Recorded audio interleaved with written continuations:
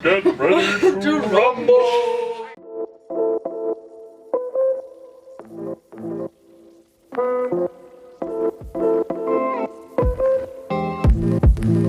Hey guys, this is Valerie. Hi, I'm Bill. Hi, I'm Savannah. Hey, I'm Morgan. And I'm Natali. And today we're going to start our first Novelty. So Novelty is going to be a new video series that we're going to do monthly, and each month we're going to have a different theme, and we just figured to start off this new series, talk about general bookish things and about ourselves because we are narcissists. LOL. So I guess we'll start with introducing ourselves and like what we do, just like a general overview. Okay. So Natali, you can start. God, alright, okay. You as a person. Am I? Hello, I'm Natali. I'm the marketing assistant here at Little Brown for Young Readers. I do a lot of advertising, I do a lot of sales. I help make promo items, help create marketing campaign plans, and then I also create content for the novel. So, yeah. Hi everyone, I'm Morgan, like Natali just said. So I'm the publicity assistant, and that means a lot of different things. And so I do a lot of admin work, but I also do work with helping plan author tours. And so if you ever see like Neil Patrick Harris, Chris Colfer, any of those big authors out on tour, I probably booked their travel and helped them get to where they need to go. Drop. Oh, and I also do a lot of media, and so we pitch media, so the New York Times and Time Magazine and all of the major places that you find our books. We have likely been in contact to see if they would like to read our stuff, and so that's kind of what I do. So hi, I'm Savannah. I'm the digital marketing assistant here at Little Brown Young Readers, which means I recently have just been editing video, but I do a lot of, what do I do? Great time for an existential crisis. Yeah. So I help make the content for Little Brown social channels and a little bit of novel, and that's what I do. She runs all the social media accounts for Yeah, Little there we Brown Young go. Readers, our imprint social media, and she also runs Lemony Snicket. So, I am Bill. I'm the marketing coordinator at Little Brown Young Readers. And I feel like I've done a lot of weird stuff since I started working here. I did not fully expect to write song lyrics. Self-promo time Ayo. on LBYR's Instagram, on IGTV. Join Bill once a month for story time. Oh my God. She knows how to pitch other people, but she does not know how to pitch No, herself. it's really quite impressive. I'm glad to have you next to me as like my hype person. That's what I'm Pretty here swell. for. And like Natalie, I also do a fair amount of writing ad copy, a lot of time staring at sales spreadsheets and attempting to use Jedi mind tricks into convincing all of you to buy our books through the internet. Good job, Bill. And our fearless leader, Meme Lord. Meme Lord. Hello, I am Valerie, the Meme Lord. But yeah, I am the digital marketing associate here at Little Brown Young Readers. I guess my primary thing is that I run all of Novel's social accounts, and I oversee strategy for Novel, so I do all the planning of content. Make most of the memes on Novel. I spend a lot of time on Photoshop making graphics and whatnot. I come up with crazy ideas, and then I make people do crazy ideas with me. Honestly, most of my job is just going off the rails and seeing what happens. Continue on with how we got into publishing, because a lot of people do tend to ask that question. So I was a political science major in college and a Chinese minor, so nothing to do with publishing, but growing up I've always loved books. It basically shaped me as a person. Sarah Desson shaped my idea of love life and teenage years.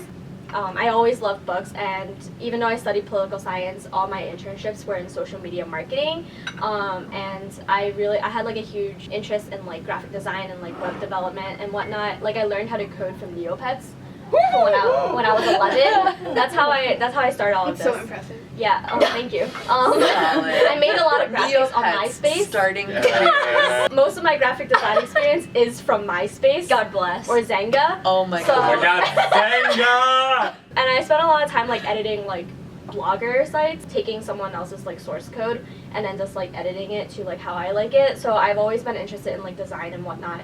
So then I was books? social media marketing, Bam. and that's how I got into publishing.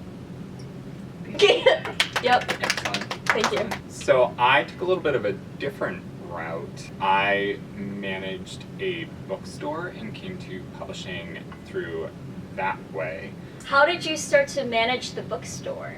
So my first job in high school was in a bookstore. Aww. And I definitely spent probably all of the money I made there using my employee discount to buy more books. The thing that drew me from a bookstore to publishing was sort of talking to customers in like one relatively small community and wanting to like be able to multiply that a little bit, because I just really like talking about books and getting excited about them to people, and if I can do that to many, many more people than just like one person. I mean, I love our Storytime series, but I would do Storytime at the bookstore, and I miss hanging out with 3-year-olds on Friday We mornings. can make 3-year-olds in 3-year-olds. I mean, can you import 3-year-olds for me? I would lose my mind. They're wild. They are wild. Just No, they're the weirdest little humans. They're so strange. And I also think kids are like portals into different dimensions, because sometimes kids say the craziest thing and you're like, a demon is possessing you. That age is just like they know things, but they don't know things, and then they say them. It's crazy. I mean, did I ever tell you that time when I was like a kid, I was going to like my aunt's like funeral and whatever? Oh, yes. Remember the story? Yeah. Oh, Do you yes. remember the story? Yes. Should I tell it? I'm Oh my not. goodness. Should I even tell it? I want to hear it now. So when I was like a kid, I went to my aunt's funeral, and my mom was like holding my hand, guiding me into the funeral home. But I stopped right at the door, and I was like, I can't go in there. And then she was like, why? And then she thought I was just like scared or something. But I was like, oh, it doesn't want me in there. And then she was like, what? Who is it? Like, why doesn't it want you in there? And I was like, I don't know, but it just doesn't want me in there. And like at that point, I had like only began to like start speaking like full sentences. My mom immediately called my nanny, and my nanny took me home. You I'm not- didn't tell me this. I lied. Oh, this is another like this is the whole next nother level. novelty. Hey-o. Yeah, I do believe in 36-hour the live stream. paranormal, and I do believe that there are like spirits and whatever. I just like believe that if you don't bother them, they won't bother you. Yeah. And I guess the only other thing I'd say about like motivation for getting into publishing is I was a voracious reader, and I don't think it was probably until like college that I finally saw books that like had like someone like me as the hero. I mean, obviously, as like a white guy, there are plenty of like little white guys running around children's books. But I mean, not many of them like the prince never winds up with the knight at the end, and it's like. So. That's such a beautiful way to put it. But yeah, so it's like I kind of wanted to do sort of like whatever I can to sort of make sure those stories get out there and people find out about them, so that the little kids who are like me now have those stories. So yeah. heart. What about you? Oh, yeah, wonderful, awesome. So I wanted to The remix. I knew I wanted to work in children's books pretty much since junior year of high school-ish. So initially I thought I wanted to be an illustrator. So I went to Rhode Island School of Design for illustration, and then my senior year of that, and wanting to be a children's book illustrator, I was like, ooh, yeah, the lifestyle of an illustrator is not for me, because it's like entirely freelance, and I was like, okay, let's reassess. So then I knew I wanted to work in children's books still, so then obviously publishing was a pretty direct route. So then I took a year after graduating, and I saved up some money in Florida, working at an elevator parts company. And then, yeah, wow. I moved to New York, and I did this program at NYU called the Summer Publishing Institute that Morgan was at with me. Oh my and God. as PI buddies. So I did that, and it was a 6-week program, and it was really awesome. And then I got an internship in Publicity initially, and then I left that internship to come work here. So I didn't realize you did publicity. Oh, only I'm the for only one about who a clapped. month. Claps for Savannah. I guess I could start from here and then go back. So I now work here. And then before that, I went to the NYU Summer Publishing Institute, which is an excellent program if you're ever wanting to get into publishing. I, before that, had no idea how to get here and like what it was going to take. And I graduated and everything, and I was like, all I want is to work in publishing, and like had no idea how to get here. Like, I applied to over 100 jobs in publishing and never heard back from a single one. And then I took this program, and it was like bada bing, bada boom, and it was great. So I would highly suggest that if you have the means to do so. It was very beneficial for both of us, I feel like.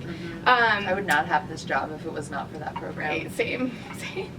And then before that, I worked at... office is very happy to do it right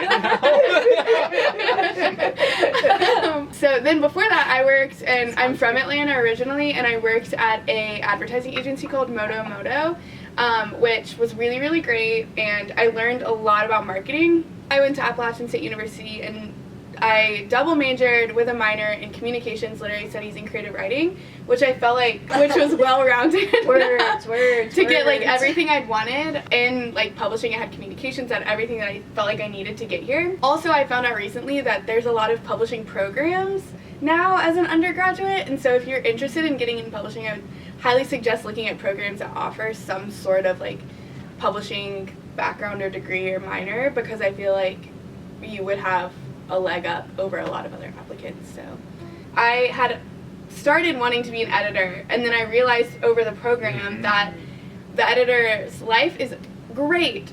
Editors are awesome, but like I just didn't think it was very much for me because it's kind of an isolated experience. And so I realized, how can I tell as many people how passionate I am about books? How can I reach a wider audience, and how can I make sure that everyone knows how awesome our books are? And that all funneled into publicity for me, because I get to talk to really awesome media outlets about how great our books are. And so if you're interested in publishing, I would look at every aspect of it and talk to people in every aspect of it, rather than just like being like, editor. Well, and it's hard because like the publishing industry, I feel like it's just people don't really talk about like how it works. And so editor is like kind of a job where like you hear it, and it's like one of the only jobs you hear about, and then it's pretty like self-explanatory, or like it seems self-explanatory. It's just like you edit like stuff.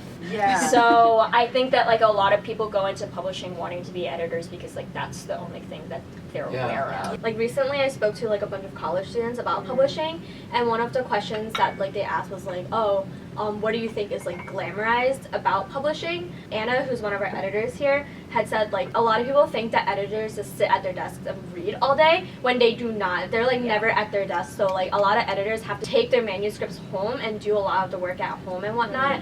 I feel like another time we will have editors in here to talk about. Great, That's a great idea. The, There are so many parts of like whatever it is you're learning that can be applied to something in publishing if you really want to work with books and work with authors. For sure, that doesn't have to be an editorial. Exactly. It doesn't have to be that. There are so many other skill sets that publishing requires. Right. Yeah. Okay, Morgan. This is for you. You're the one who's doing the answer. Yay me! How did I get into publishing? I have always been a reader. I was recently going through all of my old Goodreads reviews from when I was like 11. Classic. They're pretty incredible. They're really amazing. If you ever need a good laugh, you should read like 12-year-old Natalie's review of Romeo and Juliet. She was savage. She does not like that. 12-year-old Natalie was not into Romeo and Juliet.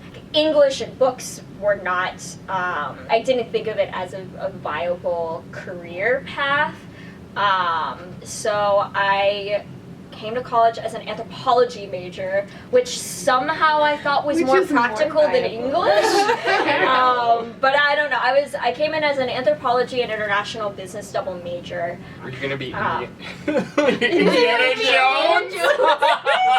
I was more thinking about I wanted to be Bones from Bones, but not the science part, but more like the cultural anthropology like part. Like, I stayed with anthropology for about a semester and I hated it. So I kind of like took a step back, went back to square one and was like, what am I like interested in, and like why did I like anthropology? And I realized like, oh, it was because like I love storytelling. So I like changed major to creative writing and I fell in love with it. I was like, yep, this is it.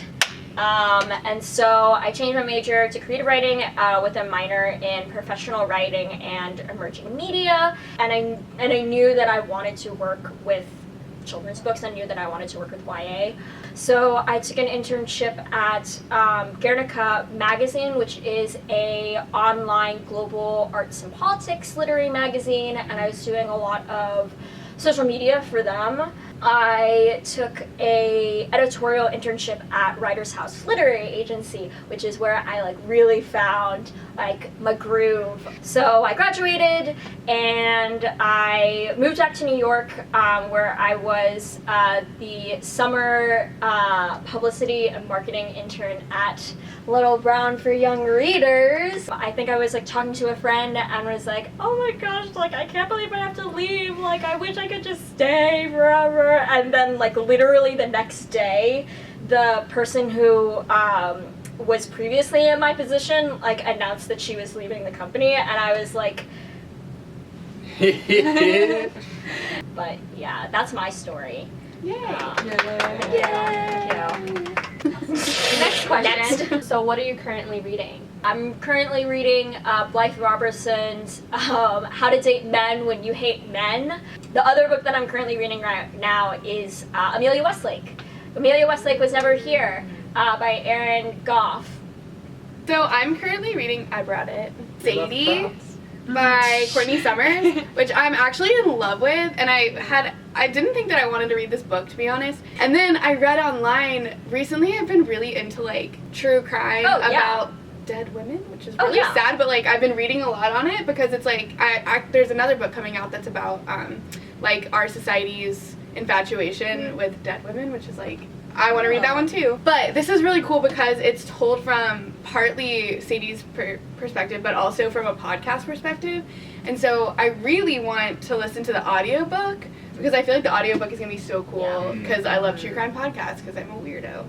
You're not a weirdo. So at lunch today in the office, I finished Strange the Dreamer, which was a struggle to keep myself alive.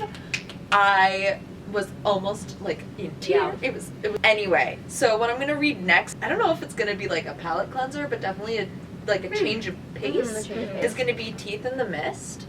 So I'm gonna take this home and I'm gonna start it, and I'm really excited because it has been on my shelf for a hot minute. Well, everything has been on my shelf for a hot minute. I mean, the hot minute you've been here is like a month. That also hasn't come out yet either. Yeah, this comes out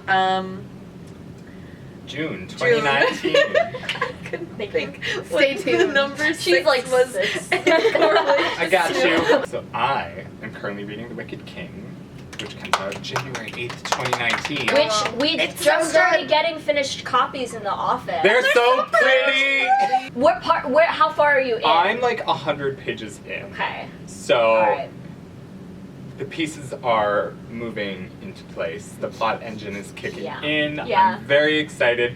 I mean, I'm fully expecting that it's going to be like Cruel Prince, where the last 100 pages, I'm just like jaw on the floor, sobbing, like not sure what's happening. You and have like PTSD he has no idea. afterwards. He has no idea. If you know, you know. I have 2 long train rides this weekend, and I feel like I finished Cruel Prince on a train, so it's only right that I should replicate the experience with Wicked King.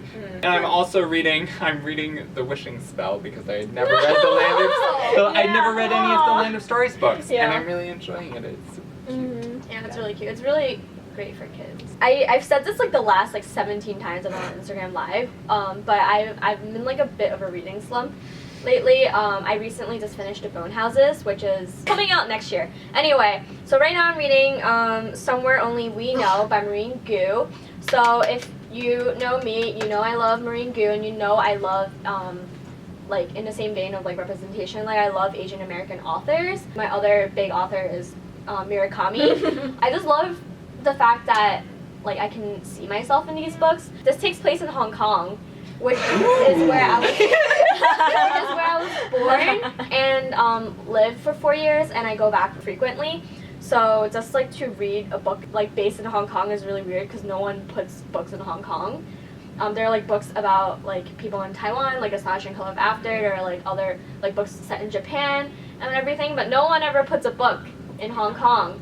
Well, here it is. And here it is, and I'm so excited. Shout out to Allegra for giving me this book. That's what I'm currently reading. Good job. Good job, Val. All right.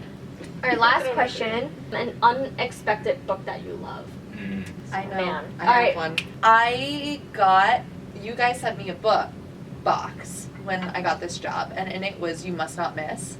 And I read the synopsis and I saw the cover and I was like, cool. And then I read it. Oh my god, you guys! That book is so good. Yeah. Read it. And then the other one was actually a Holly Black book, which I shouldn't be surprised that I loved it because she's a glorious, glorious human. But it was The Coldest Girl in Cold Town. But I thought I was over vampires, and then I approached this book. I was like, I trust Holly. Read it. Fantastic. Also, read that book. I wrote about this a little bit in my answer for the novel website, but The Crossover by Kwame Alexander. Oh, yeah. A former boss handed it to me and was like, just trust me and read it. I'm not big into the sports. In these sports. Unless it's like Olympic figure skating, then all bets are off. I struggle with both short stories and novels in verse and just poetry in general. I tend to need a bit longer, more immersive reading experience to really get into something. So the fact that it's a novel in verse that is largely trying to capture the rhythms of a basketball game should not have worked to me. But I read it all in one sitting and I was sobbing by the end. So I highly recommend it if you haven't read it. The main character is amazing. It's just a really moving, wonderful book that also has really genuinely cool basketball game scenes that actually capture the propulsive motion of the sport. Mine's also Holly Black. It's The Cruel Prince. Before anyone comes and sets my cube on fire, I have to say I do love The Cruel Prince now. Before I was running Novel, I was the digital marketing assistant, so I did mostly middle grade and picture book things. So I didn't read that much YA for work or anything. But everyone kept talking about The Cruel Prince, and they're like, "Oh my god, The Cruel Prince is so good, Val." And I was like, no. I'm not reading The Cruel Prince. One, I'm not into fairies. One day I was like, oh, I should read it because it's the big book. So then I read it, and then I was like, oh, oh, okay. And I was like, woo, didn't think I was gonna be into fairies, but Cardin's Tale looks really sounds really. So and then I And that's the when I was reading it on the train, I was blushing. You know? That was how I felt about The Cruel Prince. But Scandal. I did not think I was going to like The Cruel Prince, and You took my answer. you were also gonna say The Cruel Prince. I haven't read it yet, y'all. I know. Wait. Okay, no, I'm in the same boat as you, but I had picked it up to read it, and then I got flooded because Holly's not one of my authors, and so I was reading everything else that we're publishing, and then you're like, you have to read it, and I was like, I'll try to read it over the weekend, and I got to the first 50 pages, and I'm on the same boat. I'm not really into fairies. I'm into vampires, obviously. Not really into fairies, and so I was like, I just need to put this down because I have so much other stuff I need to read. Oh, and I know I need. You need to read it before the next Novelty, or we're subbing. No, I will read it. I'm reading You got I some talked homework to. to do. So our other publicist, who's actually Holly Black's publicist, I talked to her and she was like, it's perfect for holiday reading because you'll just blow right through it and it's really good on a plane. So going to do that, but I'm in the same boat. I don't know if I'm gonna. Yeah, I just don't know if I'm gonna have. It's this really propulsive. I think the beginning portion is much slower. Yeah, it's the world building that needs to happen. Yeah. So I feel like fair. once you get to a certain point, then the plot becomes Oh, way there is more a propulsive. specific point. Margaret, is that your book? Well, it was kind of my book. My other one was We Contain Multitudes, which I actually did have to read for work, and I'm not a big fan of. How do you say it? Epistolary novels. epistolary novels, because I'm like, I'm missing so much, and I also think it gets like, sometimes it can get a little too like mushy and diary-like when it's not supposed to, and so I was like, it's gonna be a struggle getting through this. I was like sobbing at the end, I'm sobbing in the middle, I'm sobbing at every part, and I was like, this is so good, and I'm like getting chills right now because it's like amazing. Yeah. Such a good book. And I was like, and our editor had written a letter in the beginning that's like, I hope everyone falls in love and is enchanted by this book the way we are. And I was like, Alvina, I just don't know if I'm gonna do this. And I was just completely floored. I have a lot of books that I didn't expect to love. We had this like discussion yesterday about like what books we did not like, and she pulled up her Goodreads. So good. She brought up the entire shelf Yeah. and just started rattling them off. Yeah. It was Some of them were impressive. It was impressive. controversial. They were really controversial. Order I this know foul. Bill still isn't talking to me about the Westing game. Oh, It was that's rude. a fantastic It was book. rude. It's a perfect It's a book. literary It's perfect. I feel like there are just so many I'm allowed to have my own opinions. that like owe their existence to the Westing Games perfection. Well, you know, whatever, Bill. The original one that like I really didn't expect to love was Percy Jackson, The Lightning Thief. Yeah, no, I had read the back of it and I was like, this doesn't sound very interesting. Like I'm very confused. Like I don't know what's happening. Like I'm not a big fan of like reading books with like boy characters because I'm like I just can't relate to boys. From the first page I was like, that was it. Like I was completely hooked and I couldn't stop reading it. So yeah, that's my choice. Well, this is a great first novelty. I feel like I've heard these answers so many times already, but each time something new comes out of it and I learn something new about you guys. So I'm really glad that we did this. Alright, so thank you for watching and thank you for joining us, and that's the novelty for this month. Oh my god.